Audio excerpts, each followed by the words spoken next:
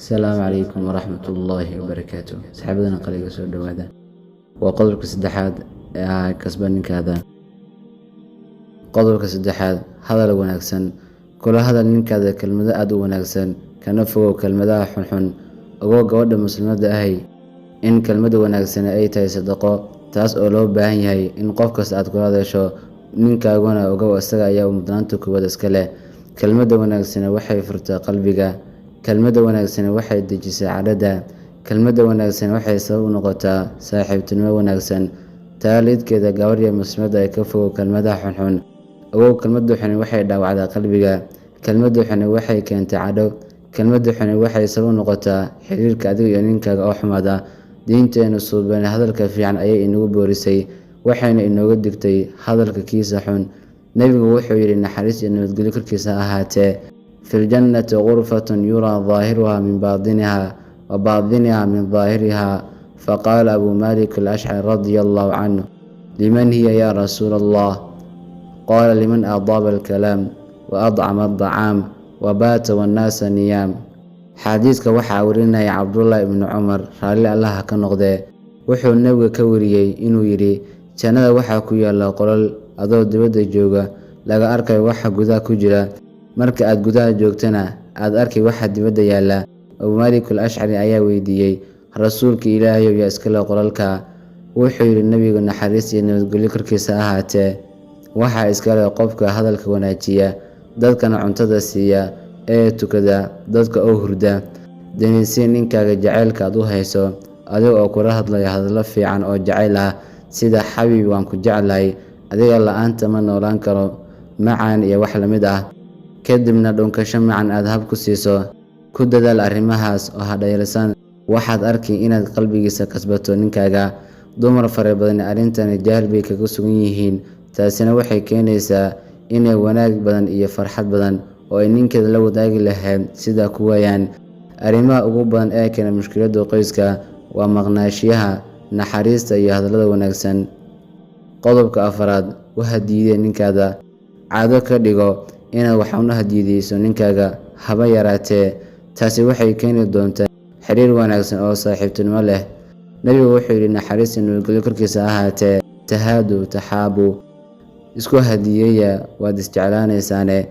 haddii marka dadka oo dhan isku jeclaanayaan waxa ugu sii mudan inaad ninkaaga hadiidayso si uu kuu jeclaado oo aad qalbigiisa ku kasbato hadiyadu kaliya ma aha shay muhiim ah oo qaali ah waxa kasta oo aad ogtahay in ninkaagu iskaga baahan yahay oo laga yaabo inuu sabab halal uu ku soo iibsado waayay waxa muhiim ah inaad ka iskaga dhigto isagoo aan ka filaynin aad siiso tusaale ahaan waxaad u hadiyeyn kartaa cadar yar oo udgoon garan sharaabad warqad gal ku jirta oo ay ku qoran tahay waan ku jeclahay waxaad u hadiyeyn kartaa macaawiis iyo wax kaste oo aan adiga lacag badan kugu joogin isagana farxad gelinaya ninkaagu marka uu arko inaad sida u dhaqmayso isaguna wuxuu bilaabi doonaa inuu adigana ku abaalgudo oo waliba hadiyad ka muhiimsantaada uu ku siiyo sida uu ku hagaago xiriirka idin dhaxeeya adiga iyo saygaada qodobka shanaad nadaafadda iyo qurxinta naftaada ku dadaal gabadha muslimada ah inay ahmiyad weyn siiso nadaafadda jirkeeda iyo qurxinta nafteeda waa mid ka mid ah waajibaadka gabadha laga rabo taasi oo keenaysa inay indhaha ninkeeda soo jiidato si ay qalbigiisa ku kasbato nadaafadda waxaa ka mid ah inay meerashada ku dadaasho inay cidiyaha iska gurto inay cadliga ku dadaasho waxa iyaduna aad muhiim ah marka gabadhu isnadiifinayso inay iscadriso gabadhu isqurxinta waxay u isticmaali kartaa waxyaalaha la isku qurxiyo oo dhan marka laga reebo daawooyinka kiimikada ah ee gabadha jirkeeda waxyeeleeya waxyaabaha gabadhu inay isku qurxiso loo baahan yahay waxaa ka mid ah indhakuusha xinaha oo gacmeeda ay ku xaradho iyo waxa la mid ah imaam Awzaaci wuxuu Mucaawiya ibn Salama ka wariyay in nabigu arkay haweeney da'deedu dhaaftay 70 oo gacanteeda aan xino lahayn markaasuu rasuulka naxariis iyo nabadgelyo korkiisa ahaatee yiri yaani midkiina gacanteeda ka dhigan sida gacanta ninka oo kale wuxuu yiri Mucaawiya haweeneydii weligeed oo dambe xino kama tagin ilaa ay ka dhimatay arrintaanina waxay ka mid tahay arrimaha ugu wanaagsan ee aad ninka ku kasbanayso marka aan bulshadeena dib ugu soo noqono halkee baan ka taaganahay arrintan kolley in dumarka xukunka la wada siiya ma aha mid cadaalad waafaqsan oo way ku kala duwan yihiin arrintan, mid iyo kartideed iyo aqoonteed, laakiin waxayna dafiri karin in dumar badani arrintan aad ugu liitaan oo aanay ninkooda wax xilhaba iska saarin, gaar ahaan marka laga baxo sanadka hore oo laga yaabo in gabadhu ninkeeda u timaado iyada oo xiran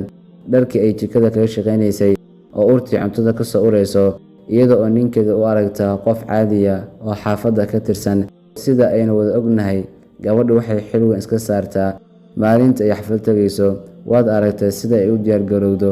oo waqti badan oo saacado gaaray ugu lumiso sidii ay isku qurxin lahayd. Gabar yahay, ninkaaga ayaa xafladda ka mudan oo kaaga xaq leh, oo marka uu soo galo aad farxad geliso oo uu kugu qabowsado, qalbigiisana aad meel ku yeelato. Laakiin haddii uu ku arko adigoo aan nadiif ahayn, taasina qalbigiisa way ka sii jeedinaysaa. Shaydaankuna wuxuu helayaa meel uu ka soo galo oo haween kale ayuu hanqal taagi doonaa, markaasaad hinaasi doontaa. Laakiin ogow, adiga ayaa sababta iska leh.